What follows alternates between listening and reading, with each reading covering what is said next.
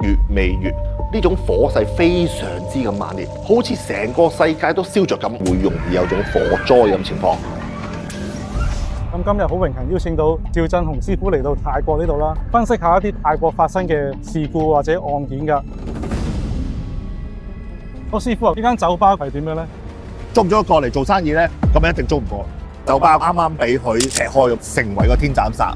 呢度係有5條路嘅，酒吧就係啱啱喺隔離呢個位咯。中環交錯嘅主幹道路，嗰個嚴重性高好多。個後門更加係有嘢擋住啦，啲客人唔知道可以出到嚟咁樣。嗰日日柱係無指日啦，大石壓住咁種困局。大家好，我阿奇啊，咁今日好榮幸邀請到趙振雄師傅嚟到泰國呢度啦，分析下一啲泰國發生嘅事故或者案件㗎。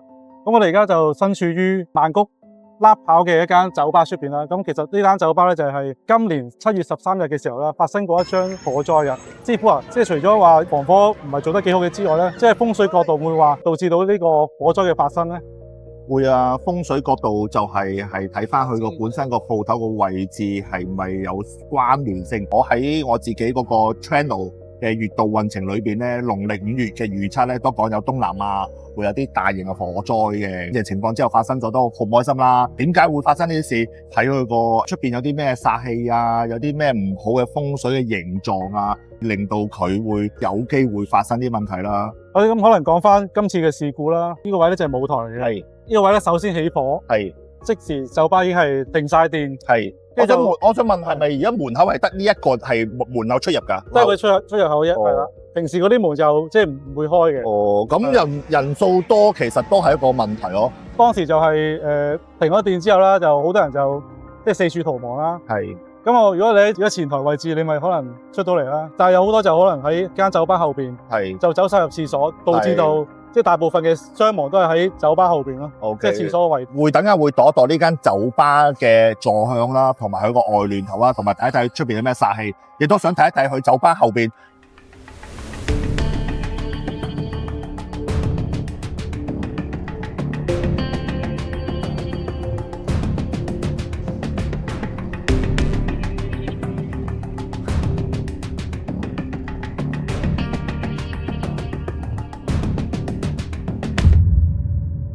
好，師傅啊，呢間酒吧係點樣咧？一嚟到就睇見呢度啲車路咧都比較快啊，同埋佢啱啱嗰個酒吧前邊，我哋見到佢酒吧前邊咧係有個天橋。咁我哋啲天橋咧就叫做天斬煞。佢條天橋咁樣劈落嚟的話咧，天橋應該即係上邊咧應該高過呢間酒吧位嘅，有種泰山壓頂。咁啊，但係佢呢度就低啲嘅，咁啊正正就低到去呢間酒吧嘅高度而成為個天斬煞，風水上就係變做略為差啲咯，咁啊即係容易有啲問題啊，或者甚至乎會生意比較難做啲啊，就有啲轉型嘅情況咯。因為其實佢都轉咗幾次，因為之前呢度其實係一間餐廳嚟嘅，係一間即係嗰啲類似打邊爐。哦，後尾打邊爐都屬火噶咯喎。佢近幾年之後先轉型咗，變咗做酒吧。酒吧就屬火，冇辦法。咁啊，一般嚟講睇見你話做生意嚟到呢度，個老闆問我睇唔睇租唔租得過嚟做生意咧？咁一定租唔過。咁應該係咩位置先即係開酒吧好咧？因為始終啲曼谷啊都好多，其實都好多酒吧噶嘛。係，咁啊最好係出邊嘅門口嘅車同埋人流比較慢就比較好啲嘅。係啊，咁啊你話完全冇嘅又係有唔好嘅。咁啊有啲車但係比較慢會最適合嘅。咁啊呢度快啦。咁啊頭先我度咗用咗羅間去度咗呢個酒吧方位啦，就正正呢個酒吧嘅西南位嗰個位置咧，就係呢個交通繁忙嘅交匯處。因為前面其實嗰度就係泰國人叫做五叉口咯。哦。咁我哋可能等一陣去前面望一望。好啊好。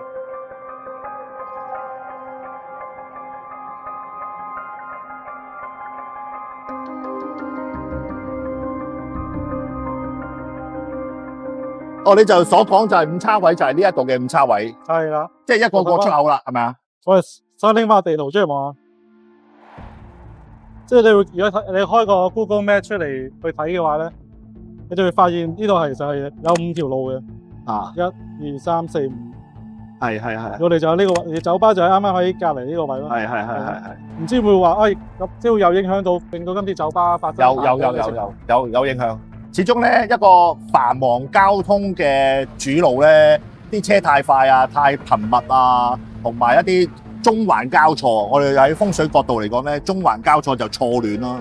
即係當然啦，嗰個酒吧唔係話喂，我又唔係開喺呢度，又唔係開喺呢度，又我都唔係開喺隔離，咁點會關我咩事啫？咁啊就係正正佢呢個中環交錯嘅主幹道路，係對於嚟講個酒吧嘅方向係西南位。個西南位正正今年2026年咧係一個七邪破軍，嗰個嚴重性高好多。頭先我哋咪講個天斬煞嘅呢條天橋，呢條天斬煞斜到落去嗰個酒吧嘅，咁啊形成咗個酒吧嗰個啱啱俾佢即係劈開咁嘅情況。好啦，咁啊即係酒吧嗰度，咁啊呢度有一啲繁忙主路公道啊，嗰度中環交錯出出入入出出入啊，令到有一啲煞氣，呢啲咁嘅煞氣再加上個酒吧嘅方位，所以令到佢會較為容易出事。咁其實呢個五叉口其實即係喺泰國方面咧都有啲故事嘅，係即係見到前面嗰條係即係舊機場嚟市中心嘅高速公路。我做咗中國路係，當年咧就起嘅時候咧就即係起極都起唔好。起唔好就係因為事關有啲意外啊，有啲麻煩啊，有阻滯啊，令到佢唔能夠完工。係啦，即係正正就係呢個位啦，即係五叉口呢個位。之後咧就即係泰國方面啦，就整咗個即係泰國守護神夜叉。就丟咗喺嗰個高速公路嘅下邊嘅，咁神奇係啦，有冇得睇啊？即係坐車先會見到咯。即係唔知關唔關事，就令到佢即係之後就起翻好啦咁。當然我都係泰國人嘅傳說啫。即係嗰條天橋起唔到，但係起咗整咗個夜叉喺度之後咧，嗰條天橋可以完工啦。係啦。咁可以睇片係嘛？即係佢就會有個咁樣嘅雕塑，咁佢就見到佢隻手咧係頂住條橋。有時啲嘢真係唔到你唔信。所以。即係泰國其實好多建築方方面，即係同啲玄學啊或者神佛係有啲關係嘅。係多少少咧，證明咗呢一個位置咧個煞氣都比較大啲啊！喺嗰個位置啊，呢個風水上啊，係比較上係差啲嘅。咁我哋可能去即係酒吧後門度望一望。好啊，麻煩你帶我度睇睇啊！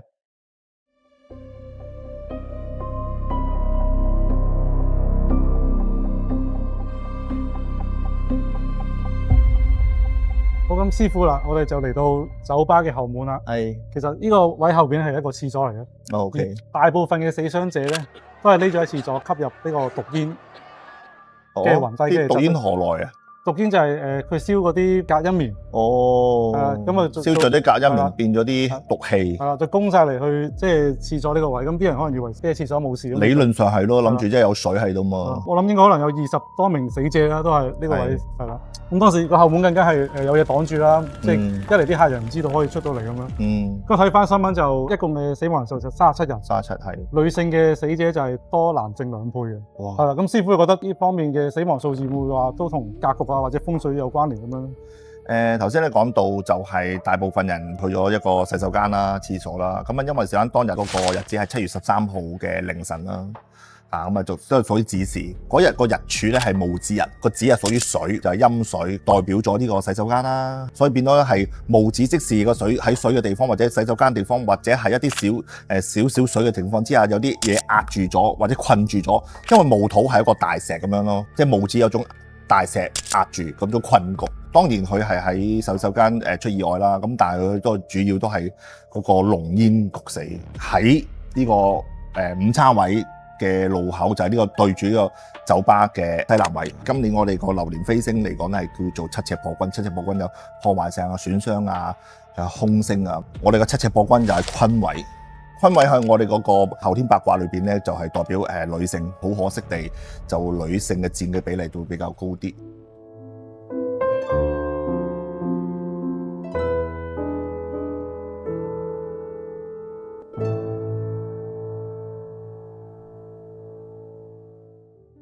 方位啦、時間啦、酒吧屬火嘅屬性啦，嗰日日柱係戊子日啦，加上佢農曆5月啦，咁亦都係仲有一種子午衝啦，即係一個子就衝個年啦嚇，戊子日年我哋年係屬午啊嘛，咁啊子午衝，咁亦都係有個叫做雙衝衝太歲嘅情況，咁亦都係一個唔係好好日子。今次多謝你請我過嚟去睇睇實地嗰個情況，譬如好似我喺啲節目度，有啲喺個 channel 度都會講話邊度會地震，邊個月會有嘅地震跡象，最多唔去某個地方，或者唔會去做嗰件事，避免呢個事件同埋係災害發生。都希望我哋嘅影片就可以即係提醒到或者幫助到觀眾或者去一啲唔同嘅娛樂場所，可以避免到即係唔好再發生呢咁嘅事。好，咁多謝觀眾今次即係觀看呢段片啦。咁我哋下一集再同大家見面。